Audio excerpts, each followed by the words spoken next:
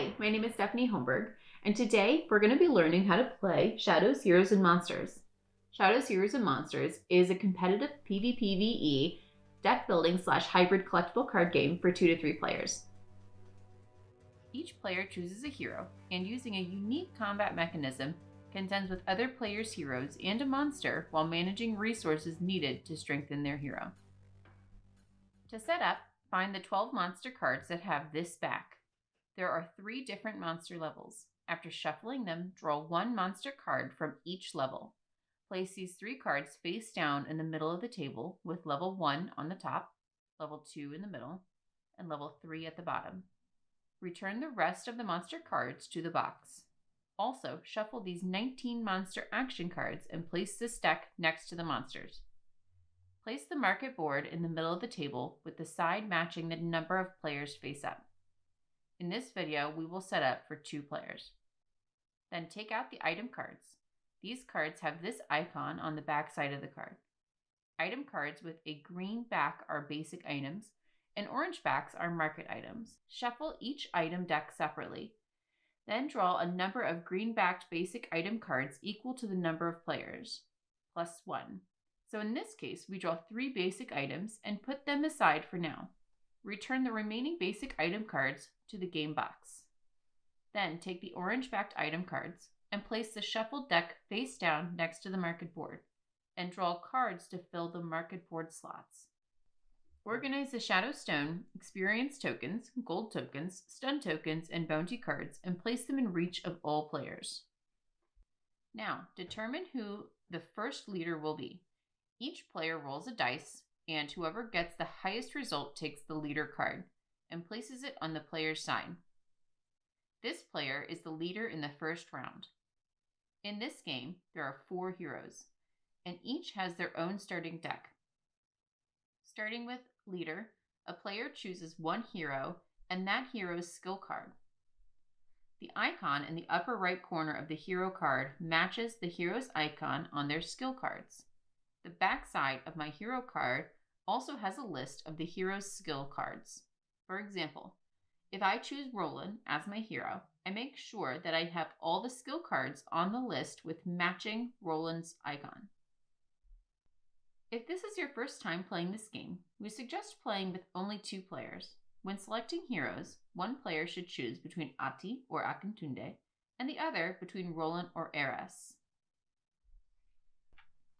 In this video, we will play Roland and Ati. After picking up the hero and the matching hero skill cards, each player places their skill cards. Place the hero card on the left side of the bottom row, which is the inventory field. This field is all about your hero's items, resources, and skills that will be equipped during the game. Next, on the station field, in what will be the middle row for a player, each player places the hero's special cards, which have the star icon. If your hero has multiple hero special cards, place them next to each other. Also place the 0 icon card, flat-footed, on the station field. If the cards are double-sided, make sure the start side trait keyword is face up. Skill cards always stay in the station field and are available to use whenever you satisfy the condition on the card. Now, place the rest of the hero skill cards into a face-down deck in the bottom right side of your inventory field. This deck is called your current deck. Now, each player draws 2 mission cards and examines them privately. They pick 1 to keep, place it next to their current deck. Return the unchosen cards and the rest of the mission cards to the box. Next, retrieve the 3 green-backed basic item cards that were placed aside during global setup and place them face up between the players. Starting with the leader and continuing clockwise, each player takes a basic item card. The remaining card is returned to the box. Each player also chooses a color and collects the damage tokens of that color. These are placed on the right side of station field. The final setup task is creating a library. If this is your first time playing, follow this beginner skill cards list. If your hero is Ati or Akintunde, collect the skill cards on the A side. If your hero is Roland or Eras, collect the skill cards on the B side.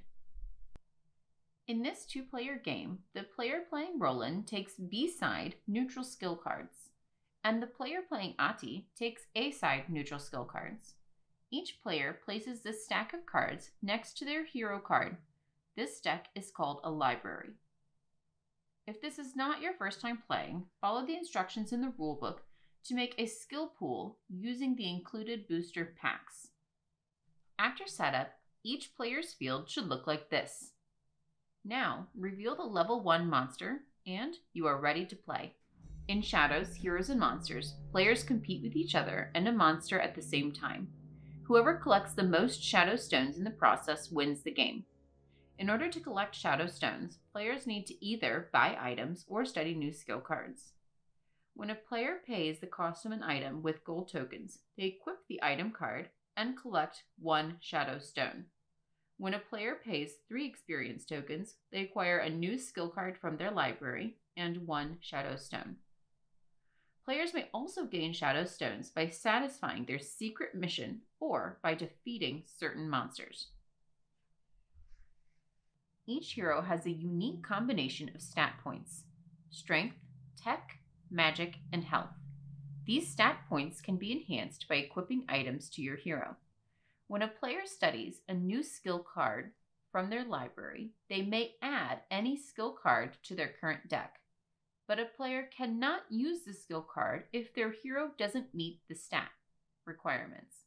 So, players need to plan carefully to get items and new skill cards that synergize during the game. The monster is the public enemy and poses a threat to all players, targeting each player every round.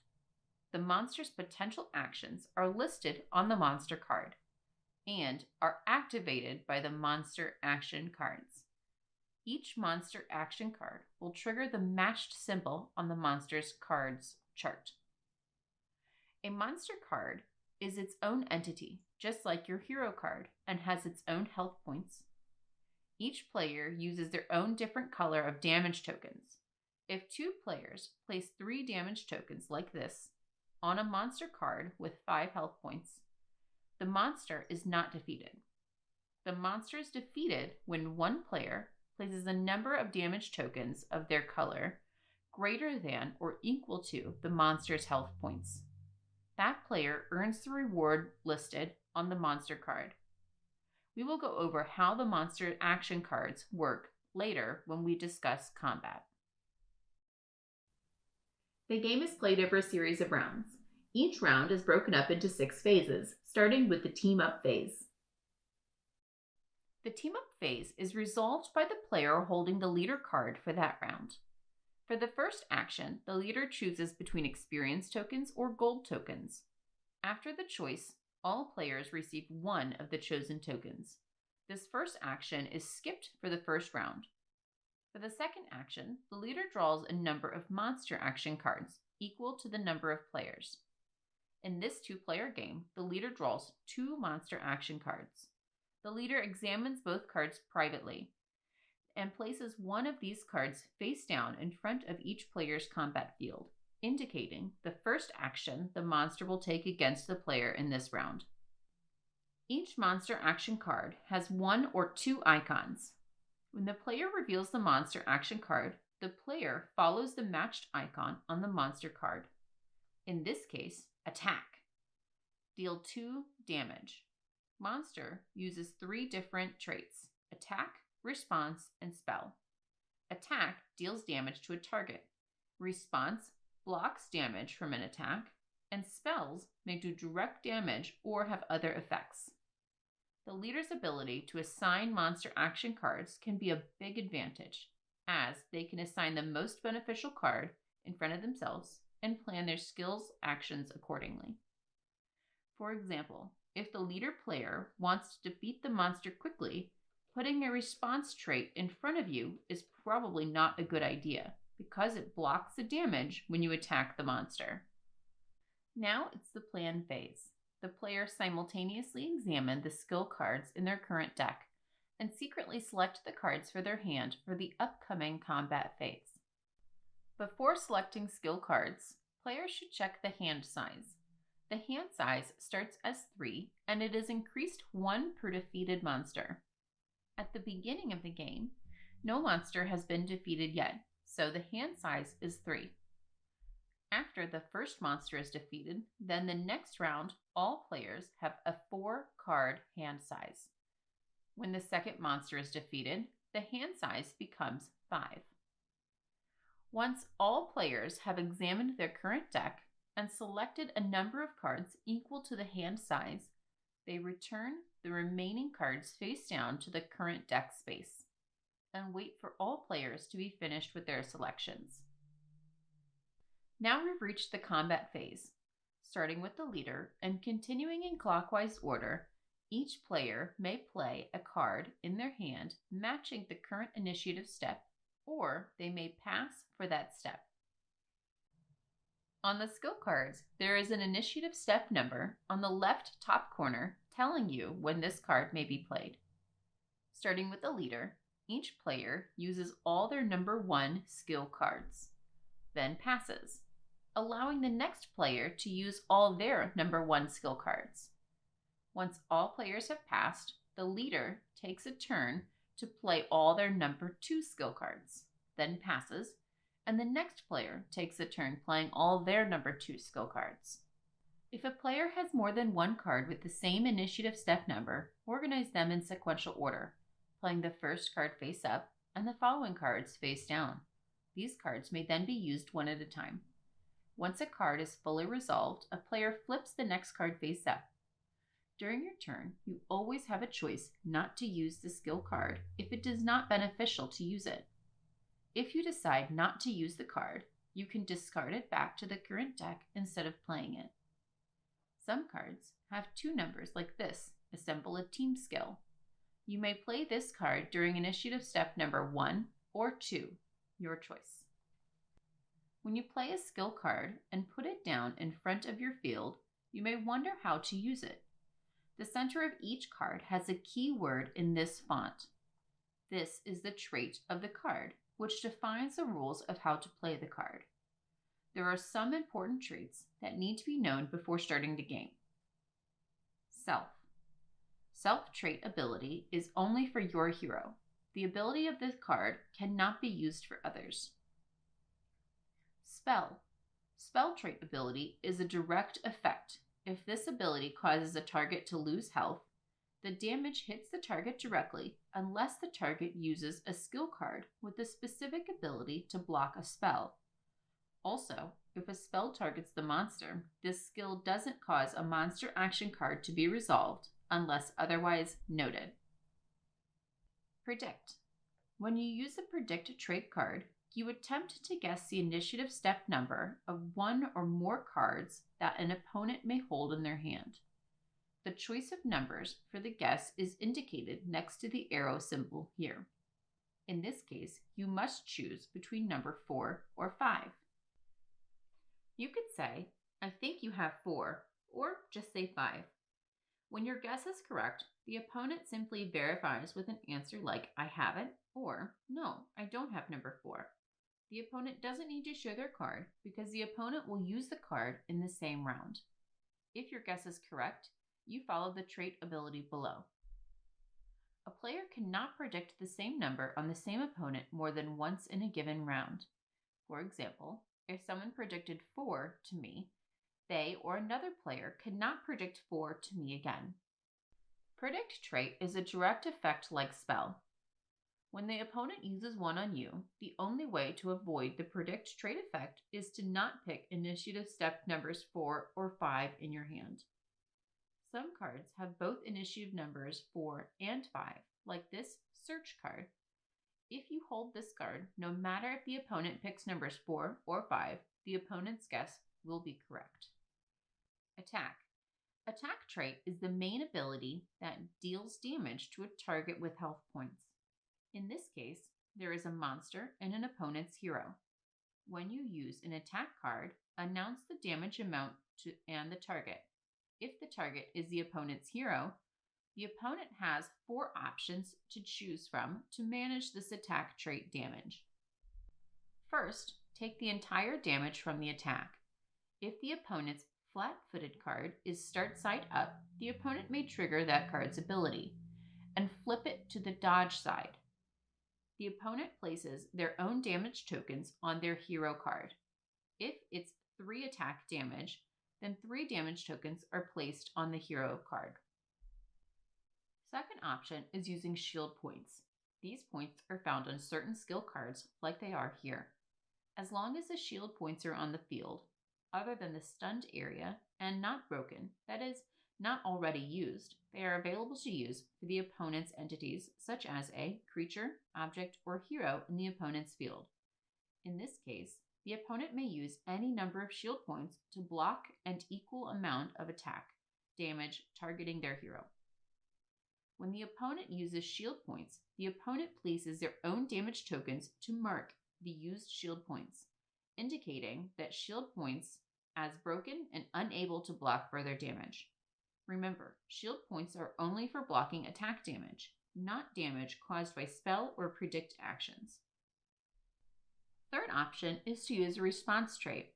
If the opponent prepared a response trait in their hand or station field, they can use it immediately at the moment you announce they are the target of the attack trait. The response trait is the counter of an attack trait. For example, when the opponent uses their card from their hand, you are stopped from gaining 1 experience token because the opponent uses a response trait. The response trait skill card also reduces the damage from the attack. Most response trait skill cards also provide shield points, which can be used immediately or saved to manage future damage during the round. For example, if you targeted 4 attack damage at the opponent's hero and the opponent used this defend response trait skill card, the opponent blocks 1 from the ability and then chooses to use 2 shield points. As a result, the opponent's hero takes only 1 damage on the hero card. The fourth option is using the dodge skill found on the back side of the flat-footed skill card, which all heroes have. If the opponent already uses flat-footed card in response to a previous attack, the opponent will have dodge available. This dodge card has a response trait on it, so it is free blocking skill card for the hero. If you use 2 attack trait skills against your opponent, the opponent may take the entire damage from the first and flip the flat-footed card. Now, the opponent has dodge ready. When you announce the target for the second attack trait skill, it may not be beneficial to target your opponent again because you know your opponent has a response trait card available. Now let's see what happens if you use the attack trait on a monster. When you announce the amount of damage and set the monster as a target, you have to reveal and resolve the monster action card in front of you placed during the TeamUp phase. When you reveal this monster action card, check the chart on the monster card. In this case, the attack damage was 3, and the monster action is a response trait with block 2 damage. Since the monster did not stop all the damage, place 1 damage token of your color on the monster card. You notice that each skill card has a reward condition like this. Since the monster used the response trait against your attack skill card, you cannot gain the experience token. But if you reveal this monster action, spell monster recovers 1 health. In response to your 3 attack damage, you would place 3 damage tokens, and the monster recovers 1 damage token after that. Also, you gain 1 experience token because you revealed a spell trait from the monster instead of response trait. If an attack trait monster action card is revealed, first, your attack damage goes through to the monster because it is not a response that blocks damage from your attack. Also, you get the 1 experience token reward because you revealed an attack trait instead of a response trait. Now, you have to decide how to manage this monster's attack trait that is targeting your hero. You have the same 4 options to managing damage we just described earlier from your opponent. Using flat-footed, using shield points, using a response trait skill card, or using dodge. All the details of how to take attack trait damage is on page 10 in the rulebook.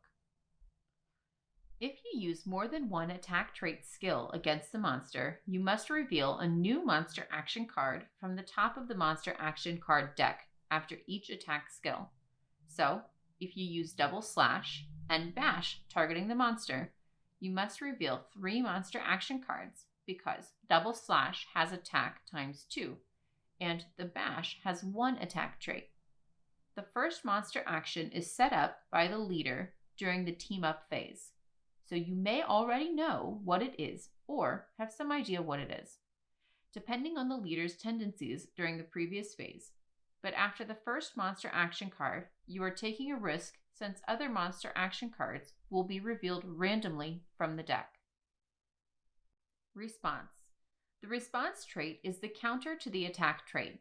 If you prepare this trait in your hand during the plan phase, and the opponent uses the attack targeting any of your entities, which are your hero, creatures, or objects, you may use it immediately even if the initiative step number doesn't match the current initiative phase. This response initiative symbol means you may use the card at any time as the response trait. One response trait skill blocks 1 attack trait skill. This means you cannot block 2 attack traits with 1 response trait, but you may use 2 response trait cards to react to an attack times 2 card. 1 response card per attack. Creature or object. There are some entities you may place in your field during the game. At the beginning of the game, you only control your hero. Over the course of the game, you may have a chance to study a new skill card that allows you to place it as a creature or object in your field. When you use this trait card, simply play it into your station field during the right initiative step number. After placing it, this creature or object uses its ability by itself. For example, this creature, Waterlem, uses its attack trait whenever you use a predict trait. So, when you use the predict trait card that triggers this creature's attack trait ability directed at a target of your choice. If you attack an opponent's hero, the opponent needs to manage the damage just like any other attack trait. If your creature attacks a monster action card needs to be revealed targeting your creature, and the creature needs to resolve the action. If your creature or object acquires damage tokens greater than or equal to their health points, it is discarded to your current deck unless otherwise noted. You may choose to play it again during a future round. The skill cards that each hero begins with are almost identical. Cards with initiative step number 1 are the predict trait, number 2 attack, number 4 recovery spell, number 4/5 is the search card, and number 5 response. So, during the early rounds, you can develop some ideas about an opponent's playstyle and tendencies that they will implement during the course of the game. Also, some skill cards have stat icons, like this, instead of a specific number. These skill cards are scalable skill cards. This number is determined by a hero's current stat points, which is their base number plus any items they have equipped. For example, my hero Roland has 4 strength stat points, and I play the Sword Strike skill card. Roland will deal 4 damage instead of his base strength stat points of 2. There are other less common traits, and the detailed descriptions of them are found on page 19 in the rulebook. Also, you may notice some skill cards have a golden frame surrounding an ability.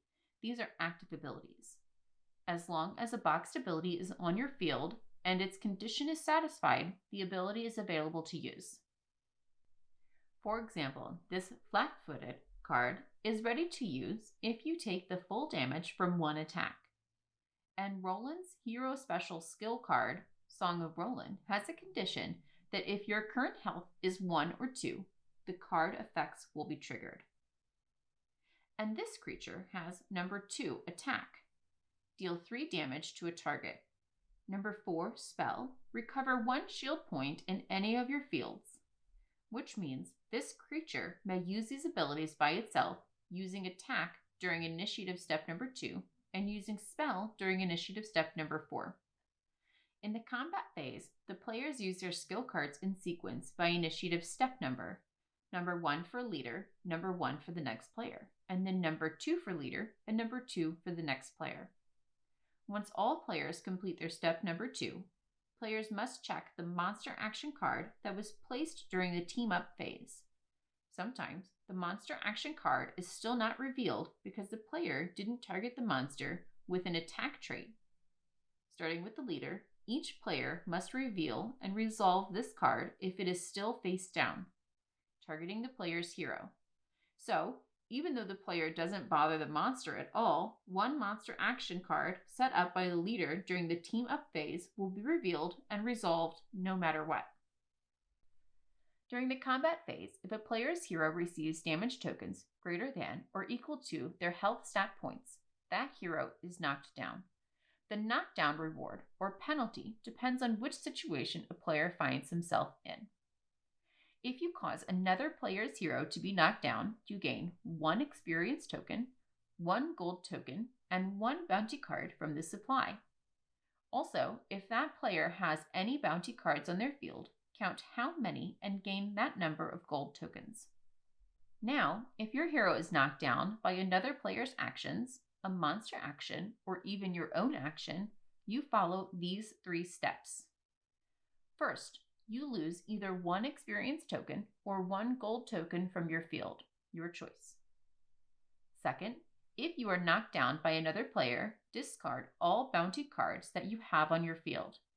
If your hero is knocked down as a result of a monster action or by your own action, you do not lose any bounty cards. Third, remove all damage tokens from your health stat points, but any damage tokens on shield points of your field should not be removed. After completing the 3rd step, continue the round as normal. Sometimes, a monster action causes your hero to get knocked down. In this case, all other players gain 1 gold token from the supply and you follow the 3 knocked down steps. Ideally, having your hero never be knocked down is the best option, but sometimes using this reward system can be strategic. For example, your hero is knocked down by an opponent, earning the opponent a bounty card. After that, you knocking down the opponent's hero and gaining 1 extra gold is not a bad strategy. You may also determine that getting knocked down is inevitable and choose to get knocked down by the monster to deny your opponent the chance to gain extra rewards. During the combat phase, if you cause a monster to gain damage tokens of your color greater than or equal to the monster's health points, the monster is defeated. Damage tokens belonging to multiple players are not combined into a single damage pool. The monster is only defeated when a single player's damage tokens equal or exceed the monster's health points. If you defeat the monster, take the reward listed on the monster card and return all damage tokens to each player. Then, take the monster card and place it next to your play area. The next level monster is not revealed until the refresh phase at the end of the round. If there are unrevealed monster action cards anywhere on any player's field, discard them immediately. If you use an attack trait to cause enough damage to defeat the monster, the last monster action must still be resolved before the monster is defeated. For example, you deal 3 damage to the monster, and the monster action card is attack 2 damage, targeting your hero. Then, you have to manage this monster's attack damage. In another example, you deal 3 damage, which is just enough to defeat the monster. However, the monster action is recover 1 health. This means the monster is not defeated because the monster's action needs to be resolved before the defeat is determined. After all players finish playing and resolving their skill cards, they continue to the build-up phase. First, all players gather all resources, gold, experience tokens, and shadow stones from anywhere on their field and move them to their inventory field. Second, starting with the leader and continuing in clockwise order, players may spend gold tokens to buy item cards from the market. The cost of the item is on the right side of each item. A player may buy an item identical to the one they already own. Only 1 item may be bought before moving to the next player's turn to purchase. A player may pass instead of buying. Once they pass their turn to purchase, they may continue to the next steps. Item slots in the market are not refilled automatically until the refresh phase. After paying the cost of an item, gain 1 shadow stone and equip the item next to your hero, overlapping the items like this, so their effects can be seen. Some items have the restricted keyword. Your hero cannot equip more than 1 restricted item at a time. So, if you buy another restricted item, one of the items must be discarded immediately. Most restricted items also have some text effects, so the restricted item should remain on top of your item collection. The last step in this build-up phase is study. During this step, players may learn new skills from their library by using the experience tokens they've gained. For every 3 experience token a player spends, they may select a skill card from their library and add it to their current deck. For each skill card a player gains during this step, they also earn a shadow stone. As a reminder, the library is the deck of skill cards that you created during setup, and the current deck is the set of skill cards you currently have to choose from each round. Over the course of the game, you will add more skill cards to your current deck, supplementing your initial current deck composed of only cards with your hero's icon. Take note of the different icons and numbers in the top right corner of the neutral skill cards in your library. These icons are called requirements. These cards are called neutral skill cards because they are made for any hero to use if the hero has necessary stat points. When you study, you may add any skill card from your library to your current deck, but you may not be able to use it if you don't have the needed stat points. Your hero's total stat point value needs to be equal or greater than the requirements of the skill card. In this case, your hero has 3, 1, and 1, for a total of 5 magic points. So the requirement of this skill card are met. Some cards have a less than or equal to symbol here. This means your hero's health stat points must be equal to or less than the listed value. The hero Akintunde, who already has 9 health stat points, will never be able to use this skill card. Details about requirements and more examples are on page 22 in the rulebook. Now the cleanup phase. All players simultaneously complete the following 7 steps in order. Number 1. Check the endgame triggers. The 2-player game can be ended by one of 2 conditions.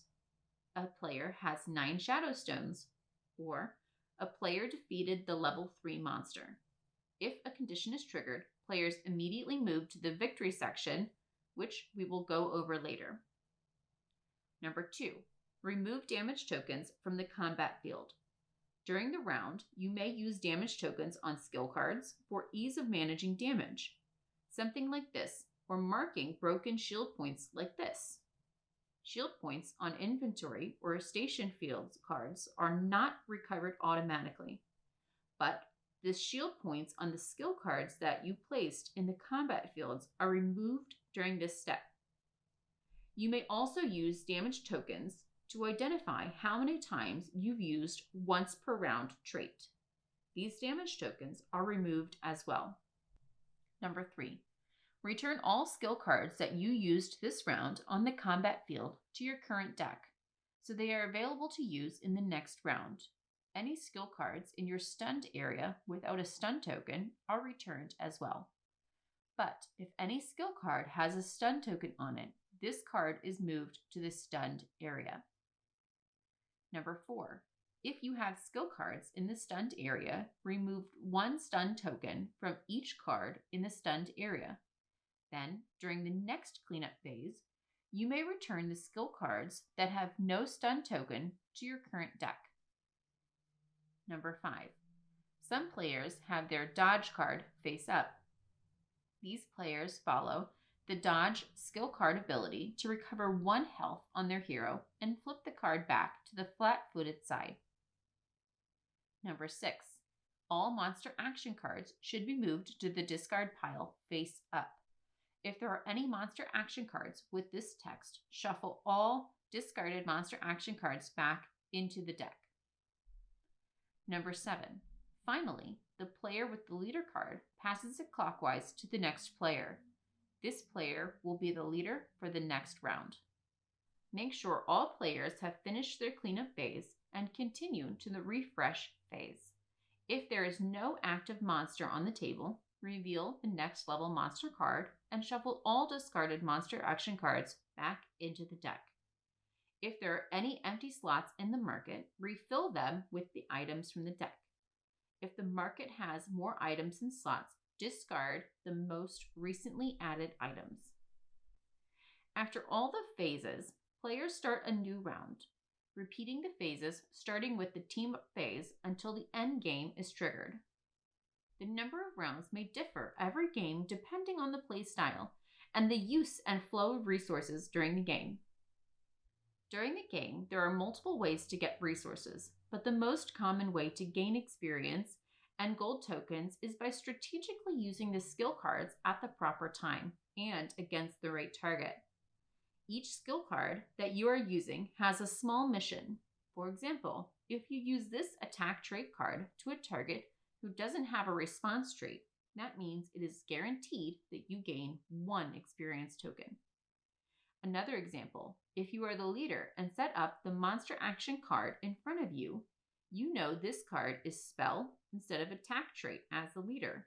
So if you set up this monster action card in front of you, it would be a great idea to get resources for this card's small mission, because the monster action is not going to be an attack trait in this round.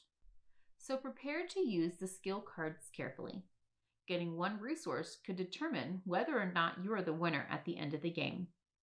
Other ways to get resources is on page 25 of the rulebook. The goal of the game is to collect the most shadow stones by game end. When the end game is triggered during the cleanup phase, each player reveals their mission card. If the player satisfied their mission, they add its reward to their inventory. Now each player counts their shadow stones. The player with the most shadow stones wins the game. If the game is tied, the player with the most total equipment item cost is the winner.